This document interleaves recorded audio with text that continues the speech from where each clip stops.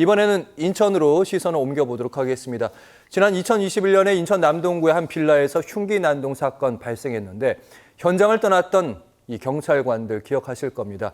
그 사이에 시간이 좀 많이 지났고요. 대법원까지 이 사건이 이어졌는데 이 법원들 1, 2, 3심 다들 이 질문을 한 것 같아요. 왜 당시 현장 떠났느냐.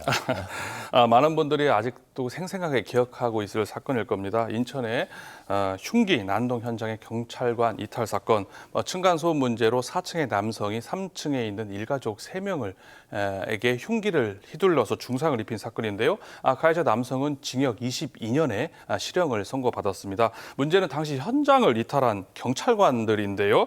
이들은 필요한 초동 조치를 하지 않고 범행 현장을 방치를 하지 않았었습니까? 이때 어떻게 얘기를 했느냐면요. 경위 A씨는 무전이 제대로 작동하지 않아서 무전을 받기 위해서 빌라 밖으로 나갔다라고 얘기를 했고요. 순경 B씨는 피를 보고 순간 놀라서 블랙아웃이 왔다라고 이렇게 말을 했습니다. 재판 과정에서 이들 하지만은 경위 A씨는 실수는 인정하지만 해임 처분은 과도하다라고 이렇게 항변을 했고요. 순경 B씨는 심지어 피해자 대신에 내가 찔렸어야 되느냐라는 그건까지 하게 되면서 이들의 태도와 진술에 있어서 많은 이들의 분노를 자아내기도 했습니다.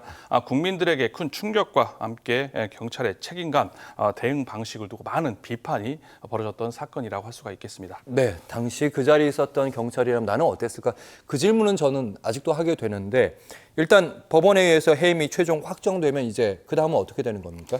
이 사건을 조사한 경찰 내부 징계위원회에서 두 경찰관에 대해서 성실 의무 위반 혐의로 파면 다음에 해임이라는 징계 처분을 내지 않았었습니까? 예. 해임 파면 다음으로 중징계라고 할 수가 있습니다. 하지만 이들 앞서 말씀드렸던 것처럼 해임 처분 지나치다. 물론 잘못을 인정을 하긴 했습니다만은 해임까지는 지나치다고 하면서 행정소송을 제기했습니다. 예. 법원은 1심, 항소심에서 부실 대응으로 경찰의 품위를 크게 손상시켰다. 이들의 직무 포기를 인정을 했고요. 해임 처분은 정당하다. 한마디로 그냥 퇴직금의 2분의 1만 받을 수 있는 상황에서 해임 처분은 정당하다라는 판결을 내렸습니다. 대법원에서 또 이제 최종 상고를 했는데요. 예. 대법원에서도 원심 판결은 정당하다라고 하면서 이들 경찰관 2명은 모두 최종 해임 결정이 확정이 됐습니다. 해임이 확정되게 되면은 3년 동안 앞서 말씀드렸던 퇴직금의 2분의 1만 수령할 수 있게 되고요. 3년간 모든 공직, 공무원에 이용할 수 없는 불이익을 받게 됩니다. 사실 이들 징계 처분 해임뿐만 아니라 형사 처벌도 받았습니다. 직무유기로 인해서 징역 1년, 집행유예 3년이라는 형사 처벌도 받았는데요. 문제는 앞으로 공직에 임용할 수 없게끔 그리고 이제 그동안에 이제 아까 말한 각종 불이익을 행정벌로 징계 처분을 주기 위한 거에 대한 최종 대법원 확정 판결이 있었다고 할 수가 있고요. 이번 판결은요. 경찰의 기본적인 직무 태만에 대해서 엄중한 책임을 물은 사례로 평가할 수가 있을 것 같습니다. 네, 마음도 좀 답답해지고 질문도 계속 되는 것 같고요.